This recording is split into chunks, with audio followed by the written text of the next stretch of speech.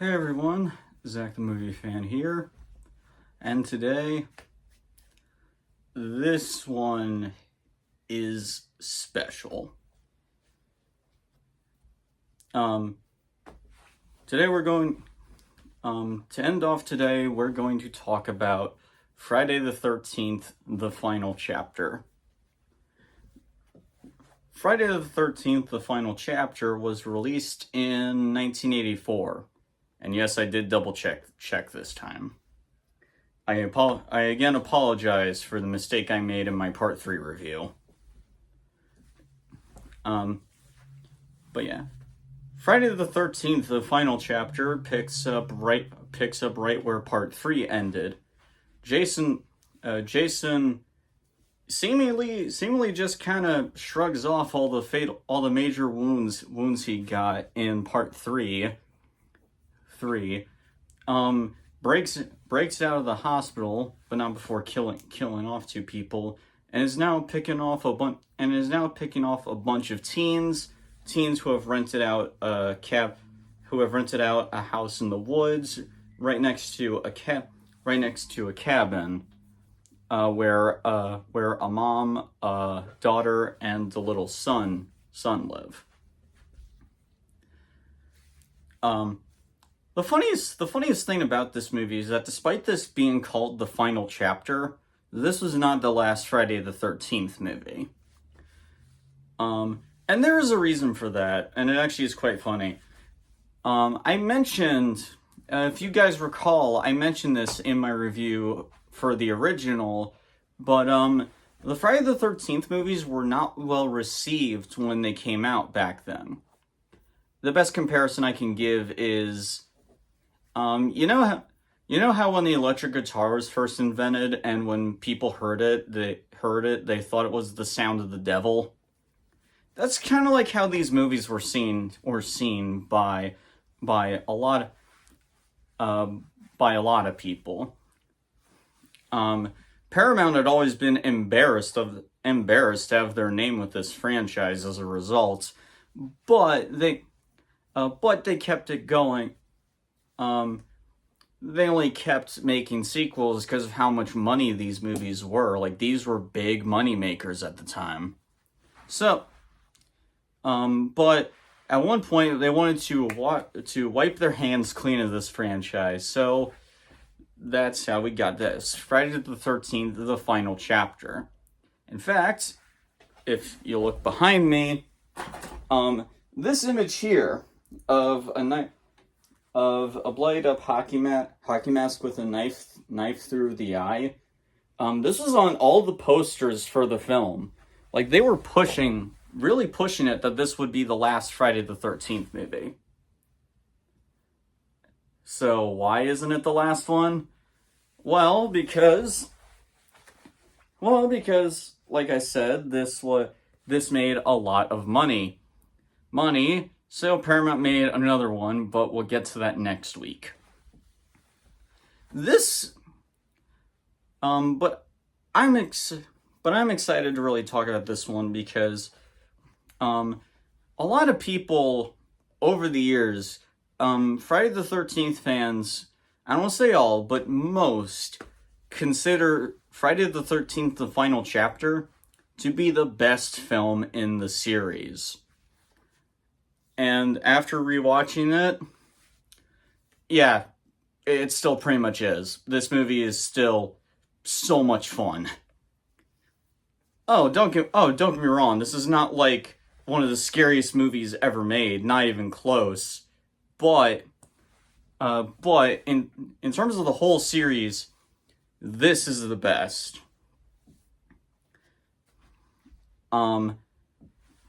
Is there anything negative I have to say about this one? I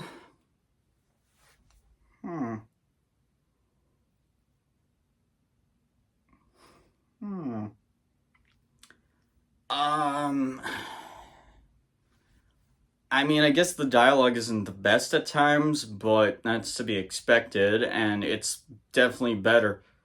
And it's definitely better than some of the dialogue in 3.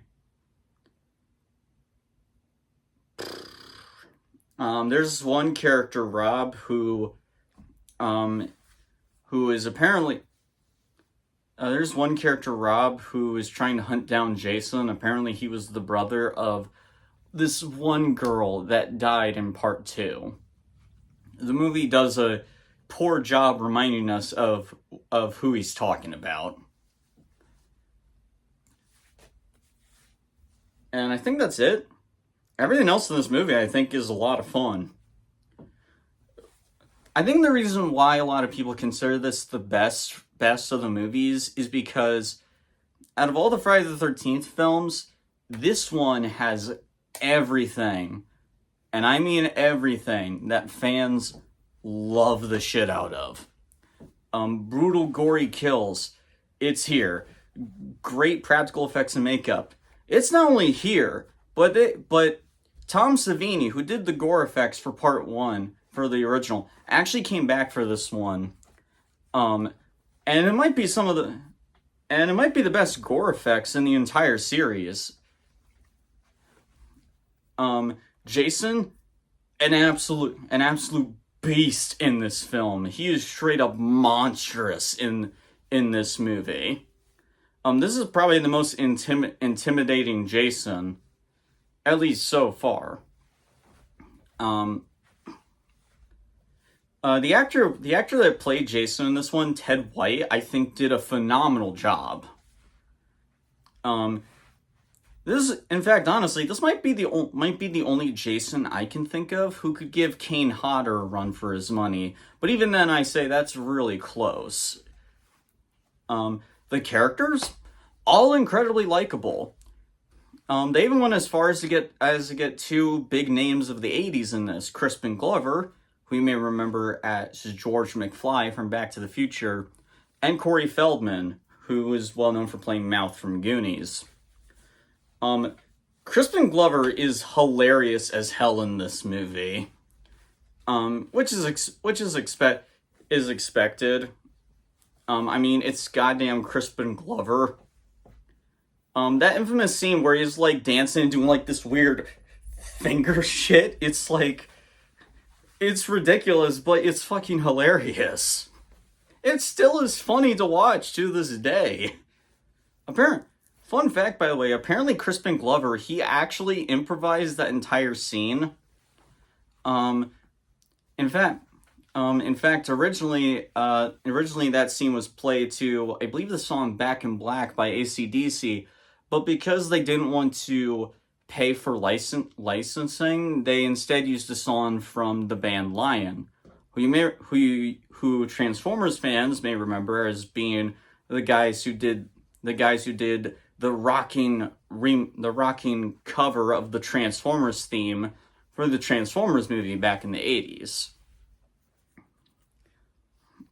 All the characters in this film are incredibly likable and a ton of fun to watch. You could tell that the entire cast of this movie were having a blast. Maybe a little bit too much fun. There's this one character in the film, Teddy. Apparently, this was confirmed by the actor. The actor legitimately was stoned while making this. I think, I can't remember what drug he was talking about. I think he said he was smoking pot.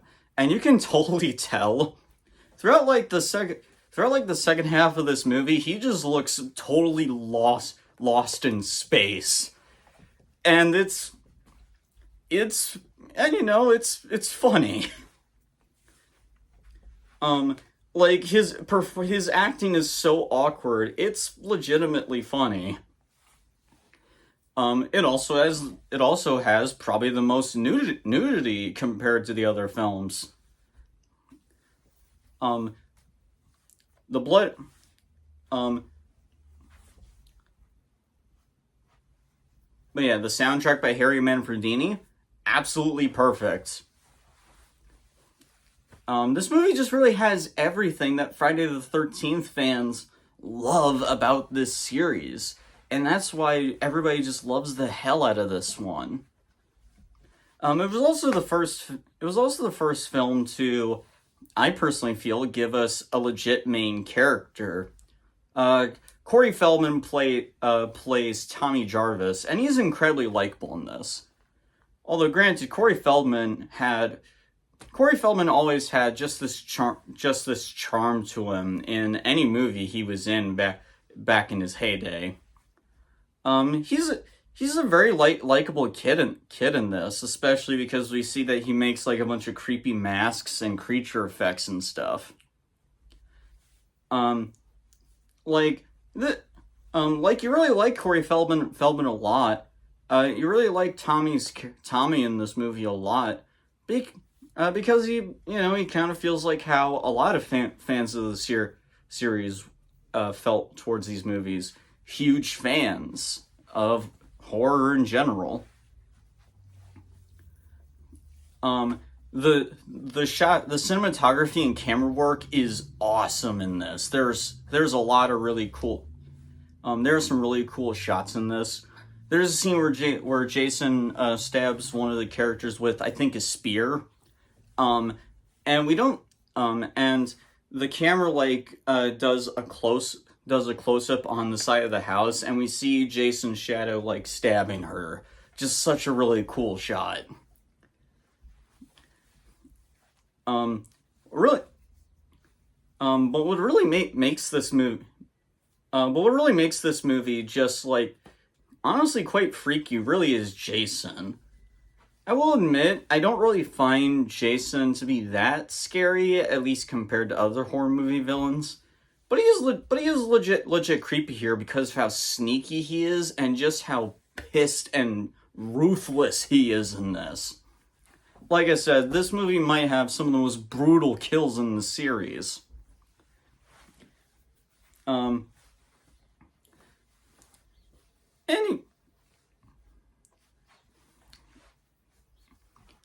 But yeah, in case you're wondering, my favorite kill in this movie, is Jason's death. I mean, it's such a really good kill. Jason gets a machete to the face, and he falls over, and his head slowly, painfully slides down on it. It's just such a really cool effect.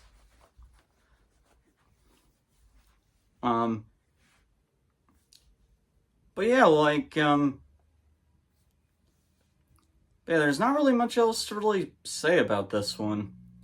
That's always, I mean, that's pretty much it. This is the best one in the series. The characters are great. The blood and gore effects are phenomenal. Jason is badass in this, as well as creepy. Even in terms of pacing, this movie's runtime doesn't feel as slow compared to previous films. This movie really does get to the point a lot faster, and even when it does slow down a bit to take its time, the character's charm and charisma really helps fill in those gaps. I really have nothing much else to add. It's a really great film. It's a really great film for a Friday the 13th fan. But yeah, it's considered the best out of the series, and so far, it certainly is. I say so far because we still got a lot more movies to get to. That said, I'm giving Friday the 13th, the final chapter, an A+. This is a horror classic for a reason. If you have not seen this movie, really do yourself a favor. Now, with that said, what do you guys think? Do you really love the final chapter as much as I do, or are you one of those people that disagrees a bit or even dislikes it? Seriously, let me know down in the comments below. I legit want to know what you guys think. But all right, that's I believe that's pretty much everything. Thank you all for watching. If you like what you see here, like, comment, and subscribe. Next week we'll be taking a look at part 5 and 6. Have a nice day, everyone.